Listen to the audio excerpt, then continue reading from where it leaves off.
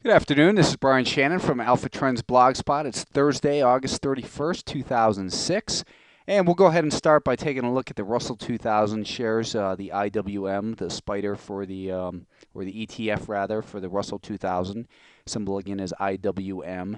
And yesterday I was suggesting that it would be nice to see a pullback down towards the 71 level in this trend line that we'd been watching. So and today we did see a little bit of weakness, especially towards the end of the day. It seemed as though something might have happened there. I didn't look at any news, but it's the market broke past this 70.5 level. This little trend here. We've got a nice 5-day advancing 5-day moving average, and I think if we see a little further pullback down towards 71 tomorrow, that ought to put us in a very sweet spot for next week when the volume is expected to pick back up again. Let's take a look at the semiconductors. Same thing here. Yesterday I was warning that it looked like we're getting a little bit extended in here. You know, it made that breakout past that bullish flag. The volume was large on the way up, and now the volume is backed off a little bit. I don't think that's necessarily due to the pullback so much as just where we are in terms of the calendar with the holiday weekend coming up. We saw the first signs of distribution in the semiconductors, and that started right here with these two moving averages crisscrossing. So now I would say the semiconductors are neutral short term, and we did see a lower high, so that puts us a little bit on the defensive. Again, tomorrow I'd like to see some profit taking. Maybe the market can pull back and even test this prior level of resistance down near 33.5. I think that would be a healthy area for it to be. But now it looks like we're in a little bit of consolidative mode to maybe a little bit of a pullback. The Qs really never made it past their important resistance level here, and that was these late June highs near 39.15. It never made it past there, whereas the other markets did make it past their important resistance levels. So we've got to keep an eye on that, and just a little bit of reason for concern, but we've still got the 10-day moving average above the 20, which is above the 50. They're all advancing. The 10-minute time frame, we've got distribution in here. No big deal. I still think that the number I looked at yesterday was 38.60. I still think that's the more important level of support here going forward for just a short term next day or two. Spiders, the SPY. Again, we've got this bullish pattern here indicating a target up near 33.5. We've seen a little bit of consolidation up here, and that's nothing to be concerned about, I don't think. I don't know why I drew that line there. What I meant to do was draw this one in. And we had that prior resistance acting as a support. This is the most important level. And we've seen one test of the 10-day moving average. A test of the 20-day moving average wouldn't be unusual at this point. So maybe, coming back down towards 129 or so, we can shake the trees a little bit and set up for another rally. I'm not making a prediction there, just kind of opening up the possibilities of what might happen. But again, tomorrow I think it's going to be a pretty darn quiet day and not much reason to be doing a lot of active trading. IDTI, let's go ahead and update these stocks we're in.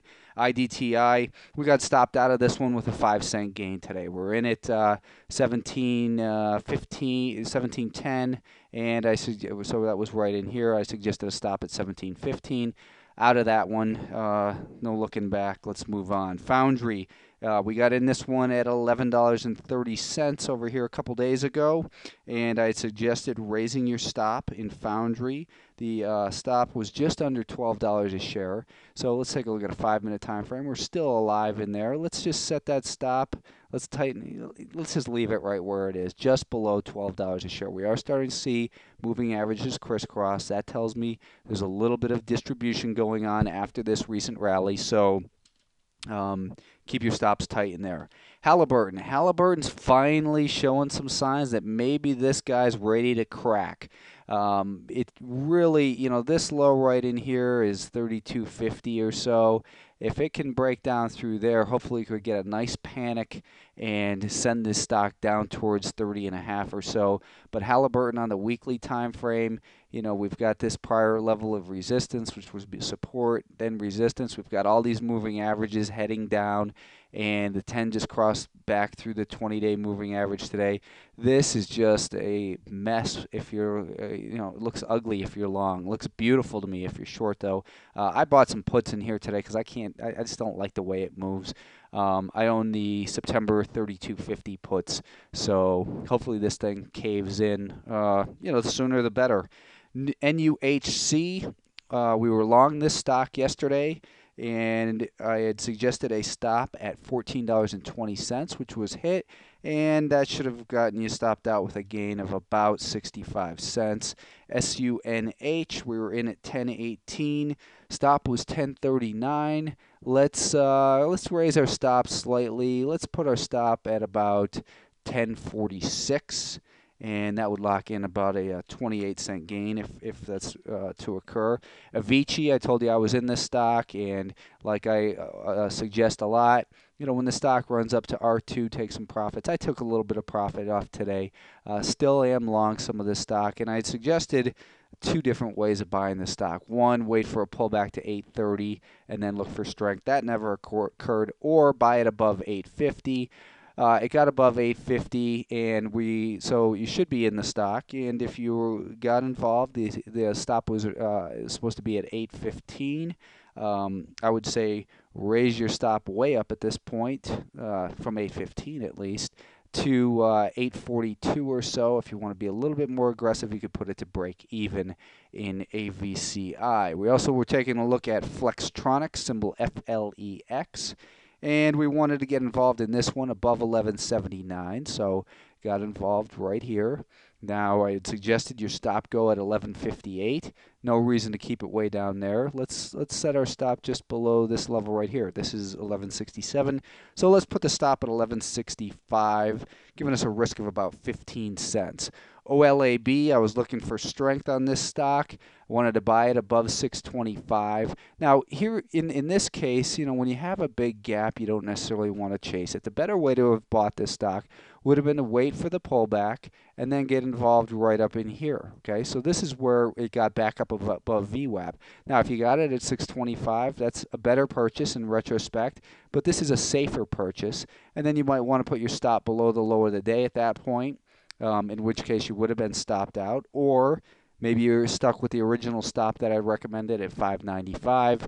I would say if you're in the stock, though, right now, that your stop probably ought to go just 598 or something, just under that $6 level, and it still looks like it's poised for more strength from here, so let's see what happens. Xing, again, the nameless company here, just because I can't pronounce it. What I'd suggested in here was a pullback towards 1150, which we saw right here. We got a pullback to 1150, and then what I suggested was wait for the stock then to move above $11.60 before you buy it. Now, the stock this afternoon made these highs right in here of $11.58. It didn't get above 1160. So we were waiting for a pullback to 1150. Then we wanted to buy strength above 1160. That strength never occurred. You shouldn't be in this stock. So maybe we'll take a look at this again tomorrow above 1160. I still think is a good purchase. That will give the buyers the upward momentum. But if you're in the stock, definitely put your stop below here. I know some people do buy these stocks anyways, but right now we've got a lower high. If it breaks a lower low, then you can forget about this one for a little while. It's going to have to rebuild. Okay, we had two shorts we looked at yesterday. First one was Celgene, and I didn't read the news here, but something good happened for the short sellers here late in the day as the stock caved in. It's very nice to see when what we had happen this morning here, first of all, was the stock.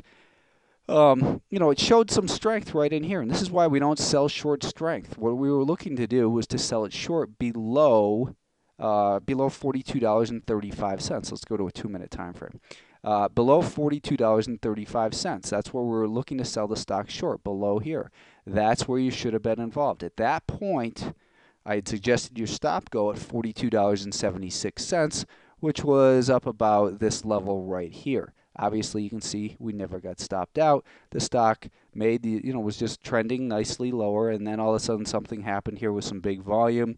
Whenever you have a nice sell-off like this, a big spike, always lock in some of your profits before the close. It did surpass our target at 41.25 as well. I would say there's probably some kind of news in this company. It's coming down to a level where it's found support twice.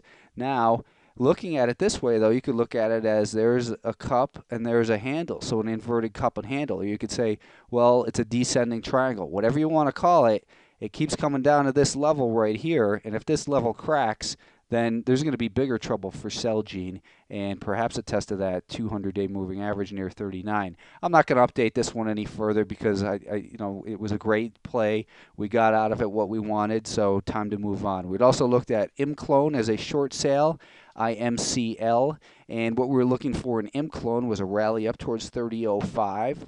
We saw that rally right up in here. So the stock made a high at 30.08 today, and then we were going to sell it short below 29.90. So we're short here towards the end of the day, and I'd suggested a stop at 30.30. I think you can lower your stop to 30.20. Let's put it just above that that 5-day moving average. So you should be short right at about where it closed, $29.20, with your stop about 30 cents away right now.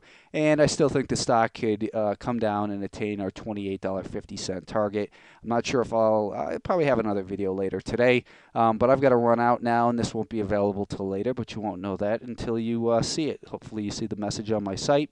My name again is Brian Shannon. Thanks for your time, and talk to you later.